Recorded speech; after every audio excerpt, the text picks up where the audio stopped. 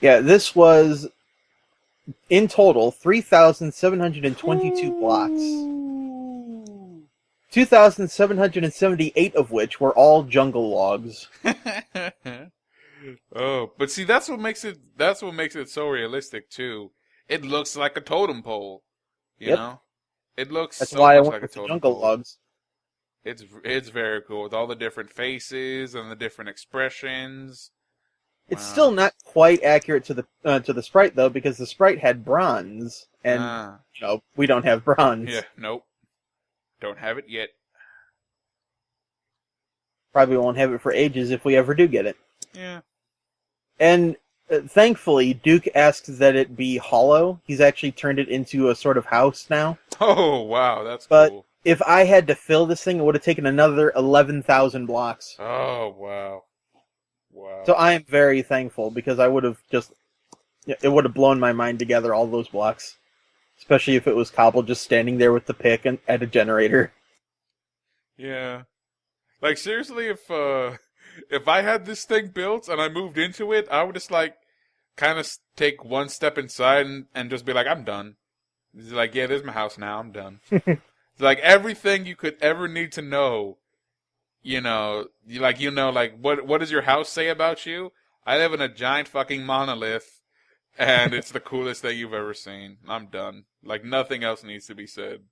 It just shouts on loop, "Ego, Yeah. ego, ego." It's it always reminds me of that Robot Chicken skit where a nerd is trying to purchase a car and he's like, "I'm not gonna lie to you. I have a small penis. I need you to get me I need to get me a really good car, right?" And so like the car dealer is proposing like sports cars and all that, and the nerd is like, "I don't think you realize just how small my penis is." So then the next shot is the nerd walking around with a giant ass robot destroying shit, and he's screaming, "Look at my giant penis!" Oh well, that one skit has just stuck with me for a very long time. I don't know, like every time, so much.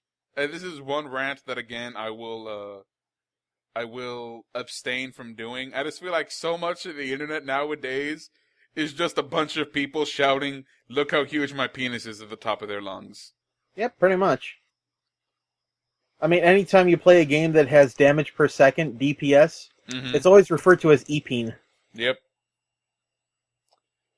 Yeah, despite the size of the statue, though, this is actually one of the easier ones I had to make because it's pretty much a vertical column of jungle wood. Hmm. And this is the biggest thing I've made by hand, but it only took like 2 hours. Really, man. That And is if you recall, crazy the that it Sonic only took statue two took 4 hours. hours, so... That is crazy that it only took 4 hours. Yeah, like I started off with this just literally making a jungle wood log pillar. Then I added the faces and wings. Cool. Very Much cool, easier that man. way. It is pretty darn epic. Now, in its shadow, over here we have the Pokey. The bane of any Mario 2 player. Oh god, I hated this guy. I really did. This was originally going to be a stone statue made for the VGA adventure build. Mm-hmm. I was going to be helping out my fellow community members of Sticky Port. But they decided on a statue that actually fit a whole lot better than the Pokey. So I don't mind. Made it wool. Looks a lot better. This is what I was planning on putting in still random before the new world was announced. Oh. Oh well. Now you'll be getting the link shop because that's my main shop. That's cool. That's awesome. Man, I remember playing Super Mario 2. And to be honest, I was one of those kids that was like, I never, with the advent of the internet, I found out about the whole reskinning thing. But like for the longest time, I was like, man, Super Mario Brothers 2, that was a weird one. Yep. Yeah, and with that kind of track record with Nintendo at that time, you'd think they did the same thing with Zelda 2. Yeah.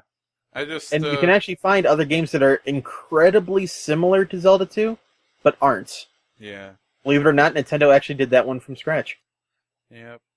And one of the things, and I'll say this, as much as I'm bitching about the internet in this tour, one of the things I love about the internet right now is that we are so interconnected that if a game comes out with like really shitty translations, the fans will be like, you know what? We will translate the game ourselves. And they do, Oh, and it's amazing, you know?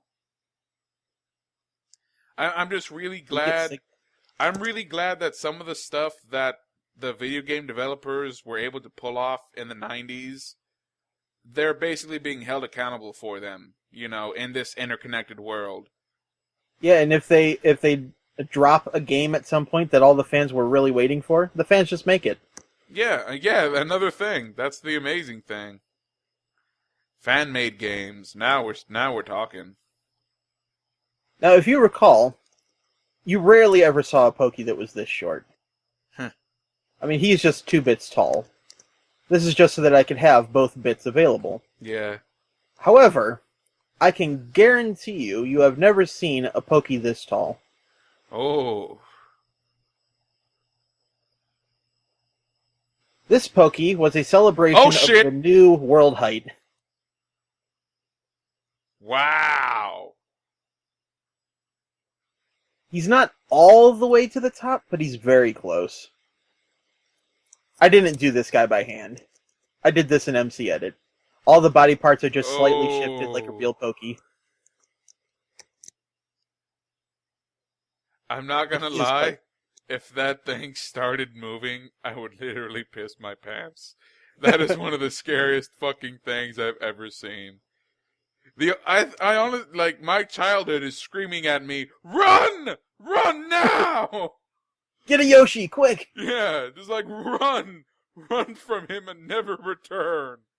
It's fucking, it's like you built fucking Cthulhu. But like 10 times scarier because I was not a kid when I read Cthulhu. Like, Cthulhu. yeah, exactly. This is like the stuff children's nightmares are made of. And I can ride him. Oh wow. Yeah, you know what's funny? I just had a visual of you riding this giant thing into a town. And I look outside my window and I'm like, "Yep, apocalypse. Oh well." I just kind of make my peace, grab a shotgun, and end my life because I'm like, "Fuck this shit. It's only gonna get worse." I am not sitting here living through the Pokey apocalypse. Yep, I will say that. Like you can call me out on it, but if we ever live in a world where giant monsters start attacking, I'm just gonna be like, "Fuck it, I'm done." I don't do that. I don't do giant monsters. That's just gonna sit here, watch TV till one squashes me. No, but like seriously, that's one of the things that always frightened me.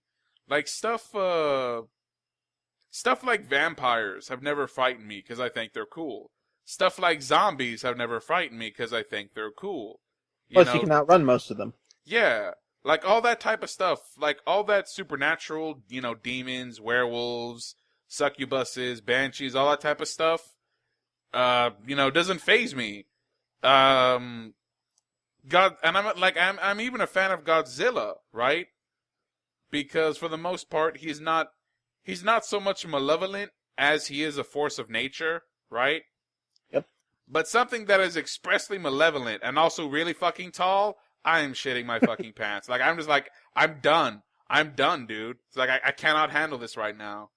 That's one of the reasons why the Cthulu Mythos, interest me so much, right? Because even though if you get closer into the lore, they're not really malevolent, just that visual of a giant creature that's so powerful, he just, like, steps on a city and he's like, fuck it, apocalypse. Like, for no other reason than, like, he just felt like it was the right thing to do. You know what I mean? You killed it. I did kill it. I'm sorry. It was so beautiful. I have to kill it. This cannot be allowed to live. There.